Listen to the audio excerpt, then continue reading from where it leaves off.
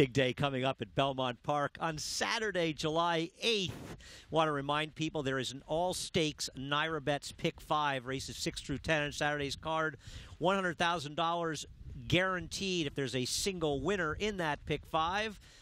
There are 5 stakes in there. 2 of them are the big grade ones on the turf. Now, we begin in race number 8 with the Belmont Oaks Invitational, 1 mile and a quarter on the inner turf course. As you can see, a field of 12 has been entered. We will start out by looking at Sister Charlie running her last race at St. Cloud, and you're going to watch her in those green silks get in significant trouble. Actually, I think we missed the trouble. She had a lot of trouble before that, and she gets out of the trouble, and she ends up finishing a miraculous second. But if you'd seen the trouble, you can go back to YouTube and watch that video. You'll see that she was best in that race. If she repeats that performance, she's going to win here. Now, she breaking from the outside. That race was just 20 days before the Belmont Oaks. Her prior race was also very good when she won a Group 3 at St. Cloud in France as well. If she overcomes 20 days, shipping over here, et cetera, she's going to win this race. She's got to overcome the post, too. But those are all question marks. And as the favorite, I do make her the horse to beat, and she's my top choice. But I think you have to keep your mind open to other horses, and you'll want to have other horses on your ticket in the Naira Bets Pick 5. Now, the big prep around here was the Wonder Again, and that was a race that was wired by New Money Honey. New Money Honey is on the inside. Coasted is making a 3-wide move in here, and behind New Money Honey is the 55, who's also running this race. Now, New Money Honey, last year's Breeders' Cup Juvenile Turf winner, she did what she had to do, but she was able to control in the front end a very moderate pace. 55, who wants to get more pace, had to come from behind in here, but she did have a good ground-saving trip. The interesting trip horse out of this race is Coasted, who could have been the speed, only she blew the brake. She found herself well back behind the pace, and she made that big run. The problem I have with Coasted is I don't quite trust her getting a mile and a quarter, but she's a big price, and I'm going to include her in my ticket. I'm also going to include New Money Honey. 55, I think the others may be better than her. She won't be on my tickets. Now, there is a horse, though, coming in from California named Beau Recall. Beau Recall has been finishing second to the undefeated Sir Cat Sally. It's happened 3 straight times for her. Sir Cat Sally is okay. Now, I guess her connections didn't think she was a mile and a quarter horse, and that's why she's not running in this race. Having said that, she's okay.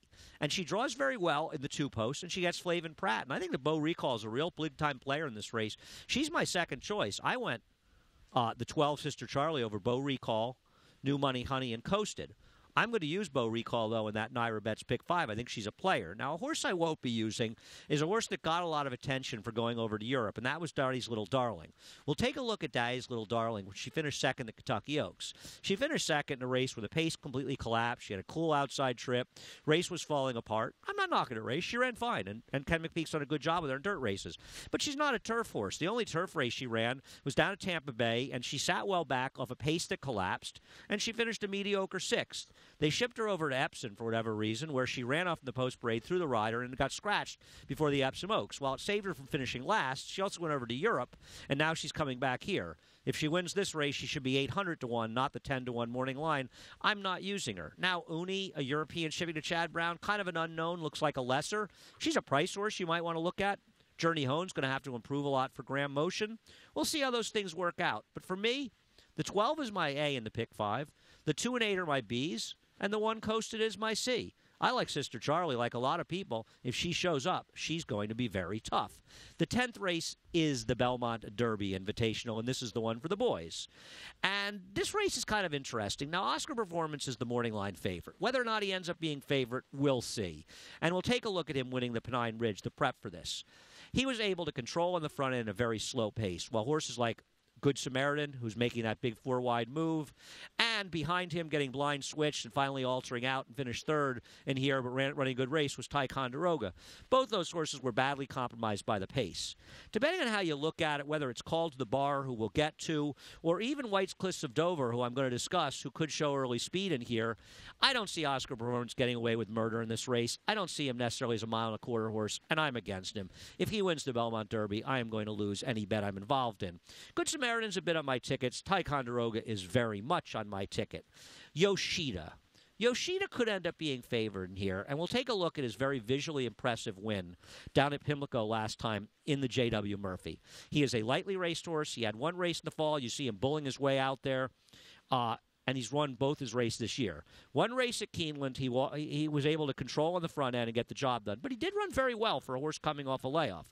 And last time at Pimlico, he had a little trouble at the gate, but it probably helped him because they went very fast up front. He saved ground the whole way, and he angled out. He was much the best in there. And listen, he's a horse that could be improving. Maybe he improves with more distance, and he can win this race. I'm not letting him beat me on my tickets, but as a short price, I don't need him. The horses that he beat last time out at Pimlico in the J.W. Murphy, they're not even the same continent as the horses he's running against in this race. The second-place finisher was a filly who broke from the outside post and came back with a hard performance at Churchill a month later when she finished fourth. These horses are much better. I think Yoshida's a little dubious near. Could he win? Yes, but at a short price, I don't need him. The problem is the horse I like, everybody likes, and that's the next one we'll look at, and this is Arklow, winning the American Turf last time to go 2 for 2 on the turf in his career. He ran well in here. Let me point out, you didn't want to be inside. Oscar Performance down on the rail. The rail was dead that day. He had a nice trip being outside, but he was the widest of anyway the whole way. He also made the first premature move. On the outside of him is Big Score, who's not getting a mile and a quarter, so I don't like him in the Belmont Derby, but he did make a big run at him before tiring late. And then you see on the outside Good Samaritan coming late, though I thought he hung a bit, but he was off a layoff. To me, Arklow made the widest move, the first move, and he still was strong at the finish. I think he's the horse to beat in this American Derby, and he's my top choice, along with Ticonderoga. I'll use a little Good Samaritan. I have not discussed Call to the Bar or any of the Europeans, so let's talk about them briefly.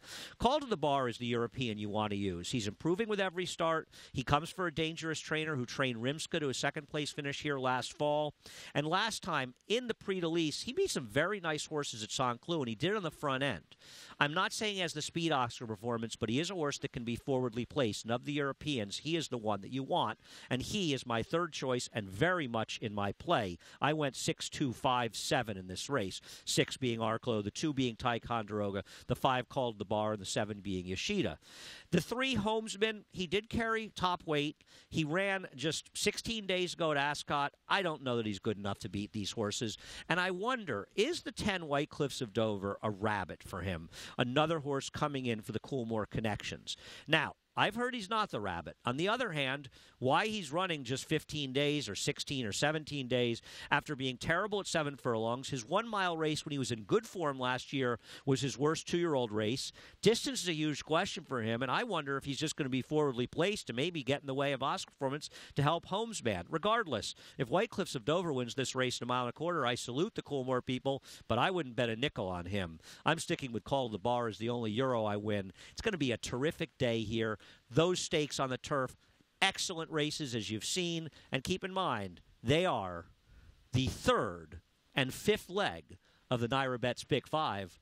You can only bet at New York State. If you're out of state, the only way you can bet it is through Naira Bets. If you are a Naira Bets member, you can sign up out of state and you can play the Naira Bets Pick 5. And if you are a single winner, the only winner, you are guaranteed at least $100,000, the Naira Bets Pick 5, which includes the Belmont Oaks Invitational and the Belmont Derby Invitational on Stars and Stripes Day. Best of luck.